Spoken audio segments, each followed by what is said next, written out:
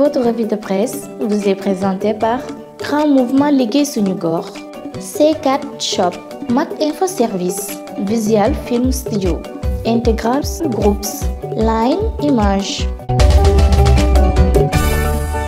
ngeen jëf gonek mbooye xaar ko ca taatu ndaala noonee la waa APR doxalee ak seen mbokk mi di Moustapha Cissé Lo Le Quotidien bind na APR séddoo na yóbbal ak loo évacué nañu Moustapha Cissé Lo mu jàll démb ba ñuy yeesal bureau assemblée nationale ba dañu ko caa génne moom Moustapha Cissé Lo ne ndombal tànk la mu yoroon mu di ndombal tànk premier vice président bu assemblée nationale tekkee nañu ko ci moom tàkkal ko député Abdou Mbow Le Témoin gis ca ne Cissé Lo mi ngi gën di yàqule ndax tëbale nañu ko ci siisu premier vice président bu assemblée nationale Abdou Mbow moo ko wutu Walfadjri nañu Abdou Mbow mu ngay gën di jege palais de la république ki mu wutu moom député Abdou Mbow di Cissé Lo mi ngi wax ci Les Échos ne Abdou Mbow sama rakk la ñoo taxawal parti bi di APR mu ne man Cissé Lo awma benn problème ak président ñi ma amal problème moo di ñi ci parti bi li koy firndeel Cissé Lo ne moo di ci màggal gii ñu weesu am na benn ministre de la république bu président yónni ci man ngir mu seet si ma xamal na waa Les Échos ne moom it weeru sulet ba léegi da ko tëdd feebar lenn rek moo ko yitteel guddi ñu toll moo di nan la mën a def ba jotaat ci ak wéram source waa nañu li muy wopp moom Cissé Lo terewul patt ga mu nekkoon génn na ca ba wax na ci bureau assemblée nationale bi ñu yeesal démb ak na mu tëddee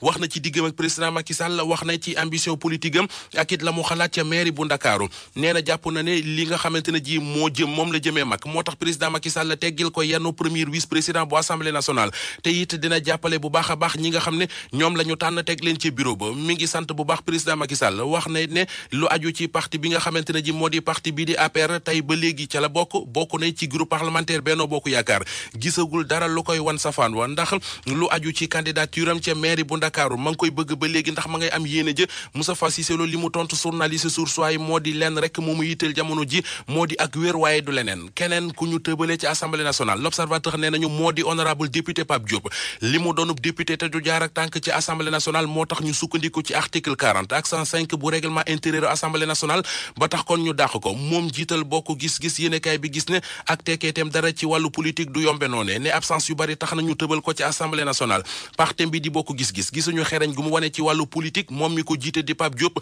néewaana lu ñu koy gis ci média yi baa ñu koy dégg ci soxlas askan wi pencum askan wi di assemblée nationale ka ko jiite di Moustapha Niasse moo nekk ci xët mu njëkk Sud Quotidien yéenekaay bi xamal ñu ne président Niasse fippu na ndax dafa bëgg ñu dakkal ŋàññ yeeg song yi ñu dëkkee di def assemblée nationale moom Moustapha Niasse nee na assemblée xam na li ko war tey dana ko def kenn du ko digal li mu war a def li ñuy def la ñuy def xam nañu ni ñu ko war a defee tey danañu ko defee ni mu waree Le Quotidien nañu waxam joojee moom président Moustapha Niasse am nañu mu yeewul ndax député yi fara ci kujje politique gi jàpp nañu ne taxawaay bi waa APR waroon a amee ci mbiru Alioune Doumbérou Sow taxawaay ba dafa des lu baree bari Ousseynou Faye bokk ci conférence des leaders bu Benno Bokk Yaakaar ni ñu ci Les Échos député Doumbérou Sow dañu ko war a dàq jot na ci président Macky Sall mu taxawaayu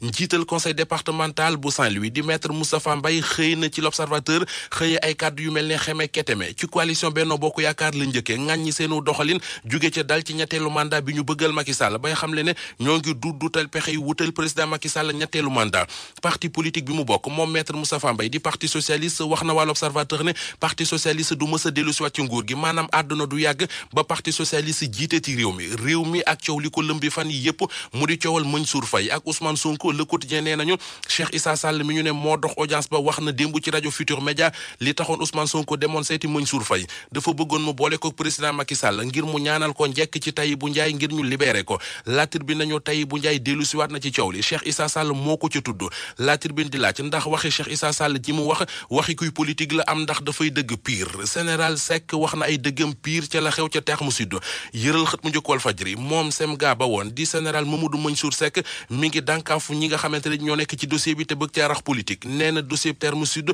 nañu góorgóorlu ba buñ ko politiquer ba ñuy def dara loo xam ne dafay féewale soldat yi réew mi. Votre revue de presse vous est présentée par Grand Mouvement Liggéey Suñu Gox,